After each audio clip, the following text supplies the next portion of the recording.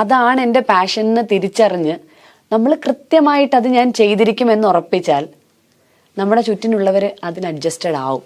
നമ്മൾ മറ്റുള്ളവർക്ക് വേണ്ടി ഇങ്ങനെ അഡ്ജസ്റ്റഡ് ആയി പോകുമ്പോഴാണ് നമുക്കതിന് തീരെ സമയം കണ്ടെത്താൻ പറ്റില്ല. എല്ലാ കാര്യങ്ങളും മാറ്റിവെച്ച് എല്ലാ കാര്യങ്ങളും തീർന്നിട്ട് ഞാൻ ഇത് ചെയ്യാന്ന് വെച്ചാൽ ചിലപ്പോൾ പറ്റില്ല. ചേച്ചിക്ക് പാട്ട് അല്ലെങ്കിൽ എനിക്ക് നൃത്തം അങ്ങനെയുള്ള ചെറിയ ചെറിയ ആഗ്രഹങ്ങൾ നമ്മൾ സമയം കണ്ടെത്തി അതിന് പിന്നാലെ പോവാതെ ഇരുന്ന് കഴിഞ്ഞാൽ കുറച്ച് നാൾ കഴിയുമ്പോൾ നമ്മൾ ആർക്ക് വേണ്ടിയിട്ടാണോ നിൽക്കുന്നത് അവരെല്ലാം വേറെ നിലയിലേക്ക് പോകും. നമ്മുടെ ഭർത്താവിന് വേണ്ടി മാത്രം നമ്മൾ നിൽക്കുന്നു, അവരവരുടെ ബിസിനസ്സോ ജോലിയോ അവരുടെ നിലയിൽ അവർ ഉയർന്നുകൊണ്ടേയിരിക്കും.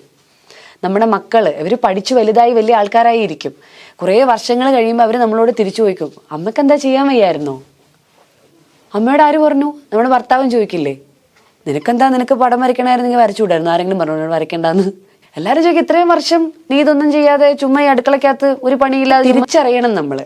അത് അവരുടെയും കുറ്റമല്ല, നമ്മൾ ചെയ്യുന്നോണ്ടാണ് അവർ അംഗീകരിക്കുന്നത്.